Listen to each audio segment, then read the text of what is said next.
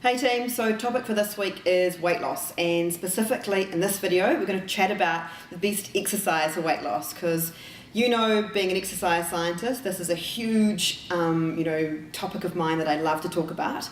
And also being a former runner, I thought that I was doing all the right stuff, burning tons of calories, running miles and miles and miles a day. Turns out that wasn't really happening for me, and instead I was actually just gaining weight. So what I want to talk about is the fact that we use exercise for a particular purpose, right? It's kind of like how we use ingredients in a recipe for a particular purpose, okay? So we use, like, say, sugar to sweeten, or say, like, citric to make things a bit sour. We use exercise for different things. So we can actually treat what's going on, why you're getting the weight loss. If we can figure out why that is, then we can actually match you with the particular exercise to help you kind of reverse that. Okay, so a lot of people and a lot of personal trainers as well will say, oh, well, you just need to do a lot more cardio or HIIT, because they'll look at bodybuilders and say, okay, what we do with bodybuilders is we build up their muscle and then we give them lots of HIIT to cut down the fat so that they lean out.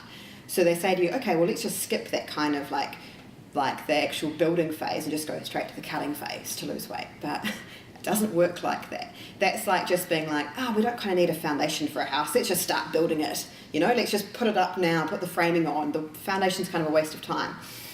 So when we think about it that way, what we need to do is look at why you're putting on weight and treat that. And actually, for most women with PCOS, the reason that you're gaining weight is because your blood sugar's out of balance and you've got high levels of insulin, or higher than optimum, and you've probably also got really high stress hormones, or a combination of both. I see is very, very common.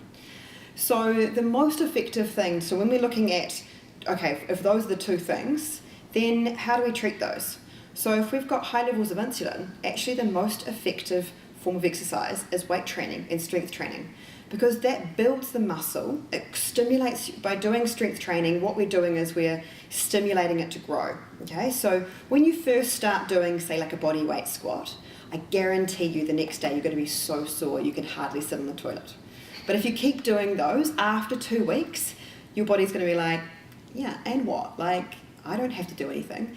And that's because it's become like adapted to that exercise.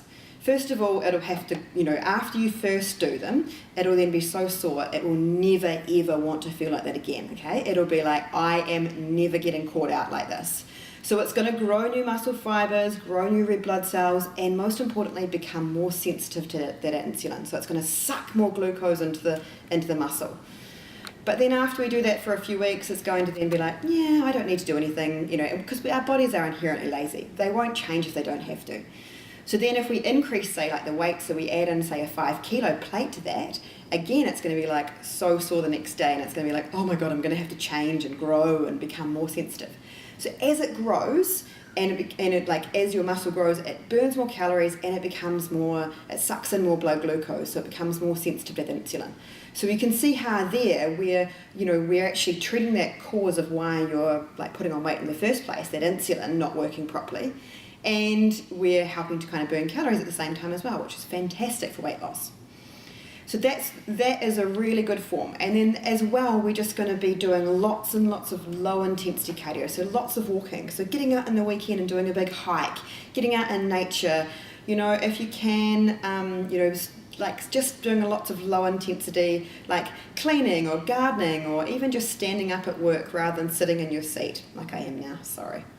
But if you can do as much of that as possible, that's going to really help with that kind of calorie burn stuff. And then the strength training is going to really help with that, making your body more sensitive to insulin, so that and making your muscles grow bigger so that they can actually use that glucose.